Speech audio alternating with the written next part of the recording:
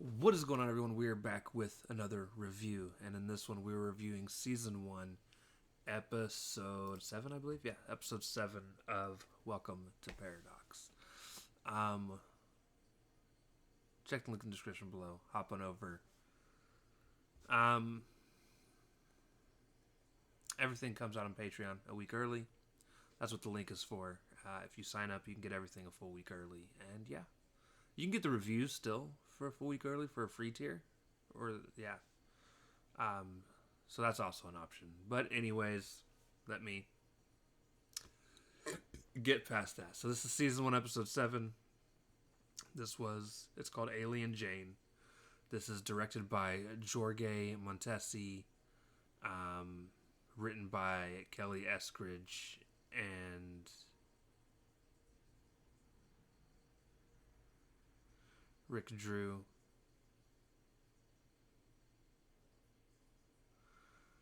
And was released September 28th, 1998.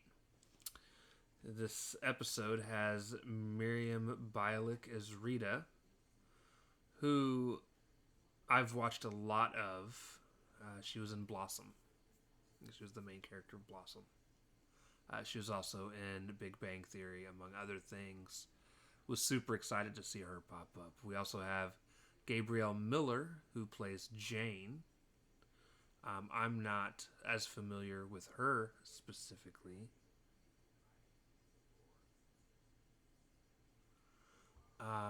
Give me one quick second.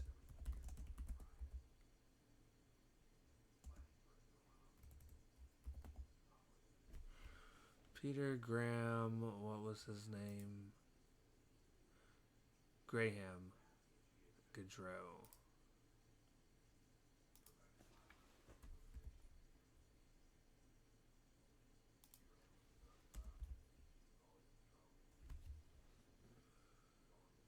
That's not who I was thinking of either. I'm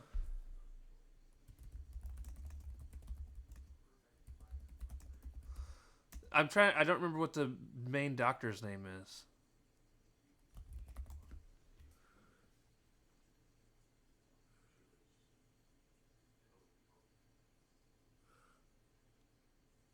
Lachlan Monroe, maybe.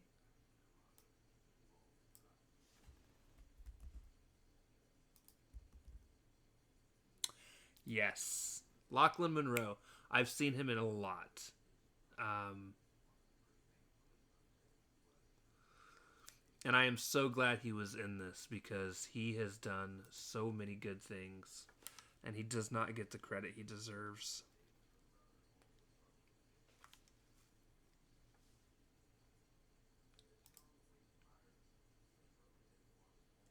He was in Freddy vs. Jason as the cop. Uh, the Predator. Yeah, he's been in a lot. I've seen him in a lot. Like I said, I was super excited to see him show up in this when I seen his face. I was like, let's go. And Freddy vs. Jason's a great movie. But yeah, so Lachlan Monroe. I had to Google that. Um, and this is going to be a rough conversation. I don't know how long this is going to last. I'm hoping this doesn't turn into a 20-minute review. But just to give you a rundown, as much of a rundown as I can, because these are always this again. This was rough. The episode starts off with Jane, who they almost paint as the main character, and she's really not. But she's a cutter. And for those of you that don't know what cutters are, they are, and I've known a couple, was really close to one. They are people who typically cut themselves to feel something because they don't. It's hard. They don't. they usually don't feel in other ways, if that makes sense. And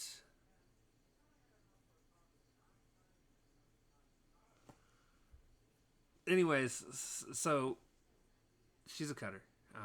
She the episode starts off with her cutting herself, and she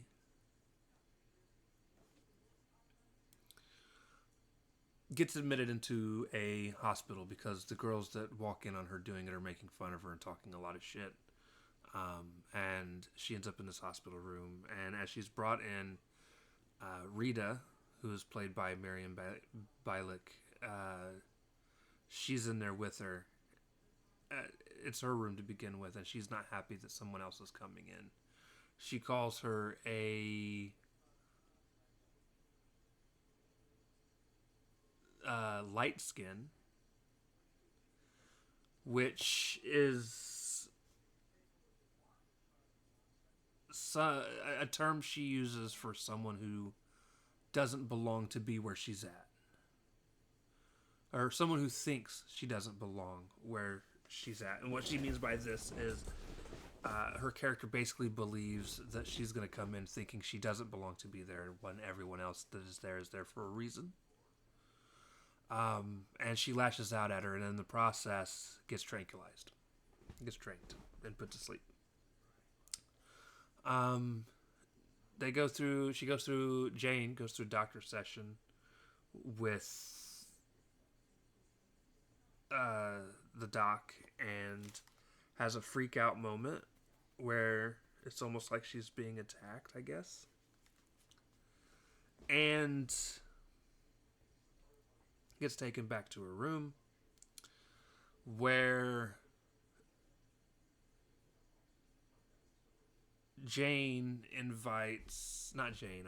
where Rita has one of her friends that she knows come in to visit, and in the process Rita tries to introduce her friend to Jane, and Jane does not shake her hand, at which point Rita starts to go off on her. In the process, her friend leaves because she's being a dick,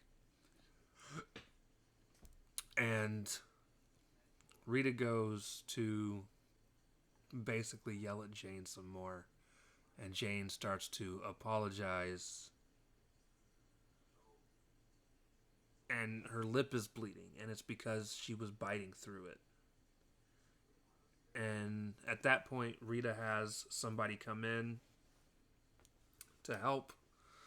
She goes to the doctor, does whatever, and that's when their doctor basically gives her the opportunity to work with Kovac, who is another doctor,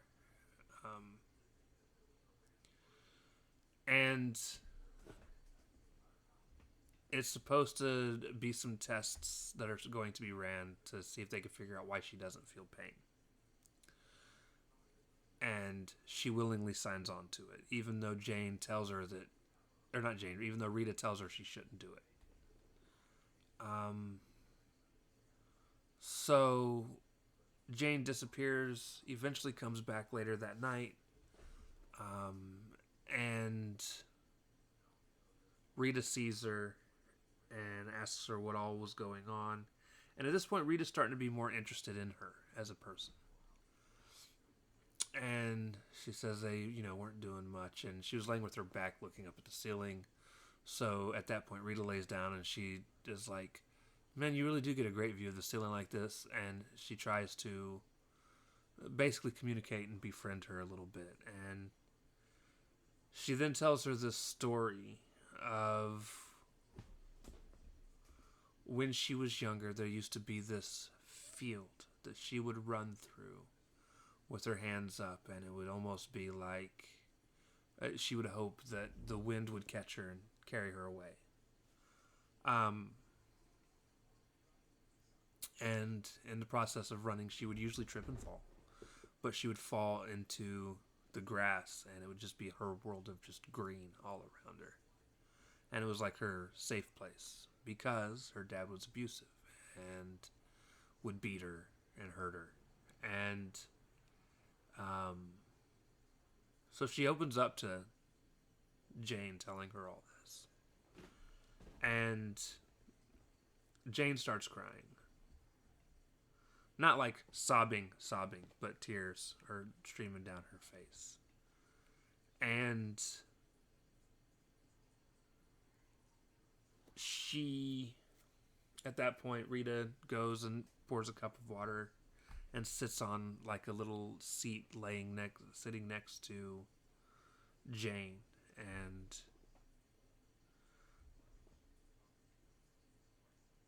Jane explains that basically she does what she does to try and feel something, and opens up about cutting herself, in a very touching moment between the two.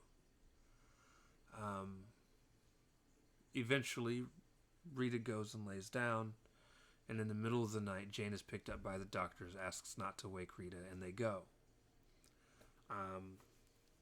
Rita wasn't actually sleeping, and she walks out of the room, and in the process of trying to follow him, gets tranked by the nurse, not the doctor, but a nurse that had been working with the doctor.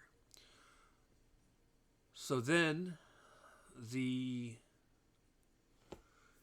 she confronts her doctor, and him and her go down to see what's really going on with Jane. And when they get down there, she's in this big glass box, tied down, and she's got like burn scars on her and stuff. And Rita runs into the box and locks the door behind her. And the doctor confronts the other doctor about what's going on, and he's being assured that she's not going through anything, she's not feeling any pain, so forth and so on. And she then,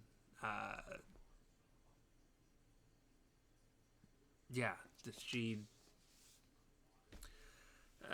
convinces the doctor that everything's okay, and he goes into the box. He has Rita let her into the box, and Jane consistently tells Rita that she's fine. And Jane doesn't believe anybody, as she should. Or as she shouldn't, I guess is a better turn of phrase. And the other doctor tranks her, and she goes back up to her room.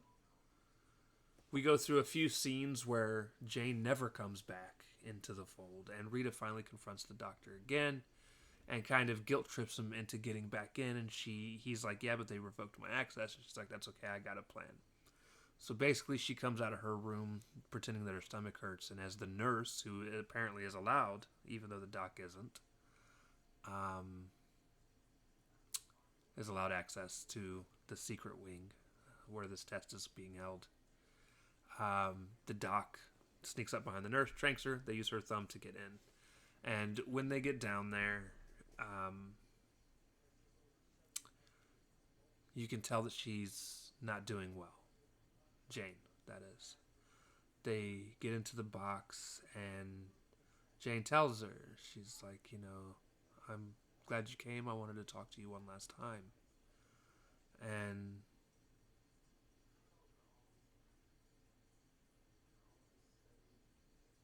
Rita is like,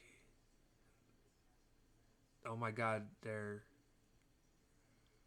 going to kill you if they don't stop.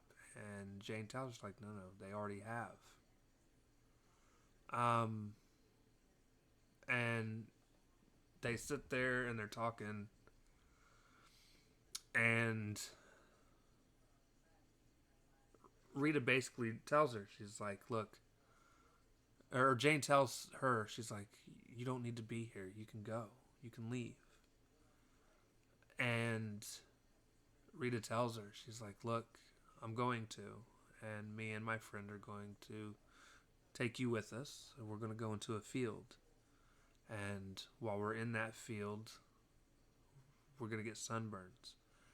And I'm going to touch your shoulder, and you're going to say, ow, that hurts. And at that point, she touches Jane's shoulder, And Jane says, "Ow, that hurts," in the same way. And then she passes.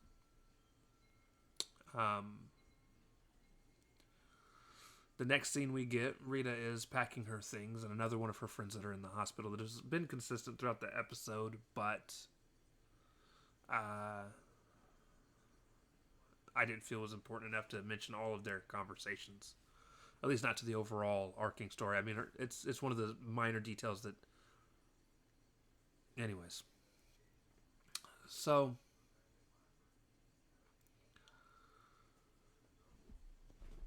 she basically tells her friend, she's like, "I'm no longer mad at the world. I'm only mad at the things I need to be. And I don't harm myself. I don't harm anyone else. They have no reason to keep me here, and I have no reason any longer to be here, so I'm leaving." She insinuates that the doctor that basically killed the other patient is going to be put on trial, as she should. And,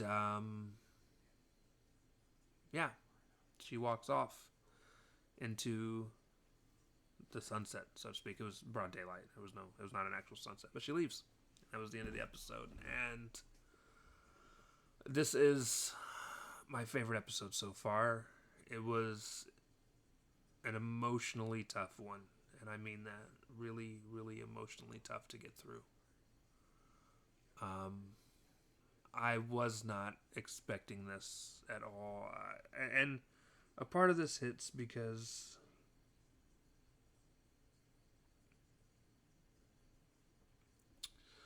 I've had people close to me in the past who were like this, and no matter how much you try to tell them they care, a lot of times they don't feel that. And it's not a lack of trying and a lack of showing. It's a mental health thing, and I do take mental health seriously. I struggle with mental health. And it's hard. I think what the world needs more of, though, is empathy for those that do struggle with mental health. And people that are understanding. And you're never going to fully understand someone else's struggle. No matter how similar it is, there's always at least something different to it. And their struggle is their struggle. But, yeah, this was just a rough episode, guys. And I don't mean that even in a bad way. It was really good. My favorite episode so far, hands down. No questions asked. It was really good. And I hope we get no more episodes like this. I would like to not get emotional at these stupid shows. This is supposed to be horror, not an emotional wreck, okay? I had to fight tears on several occasions during the episode. And I'm sure there's times you can tell I've had to pause here to collect myself before things get out of reach emotionally. Great episode. Mental health's a rough one to touch, and for this to be 1998, like way before speaking out about mental health was even a positive thing, and this had so many great actors and actresses in it people that I've seen in other things. Loved it. Anyways, guys, that is going to do it. Thank you guys for watching.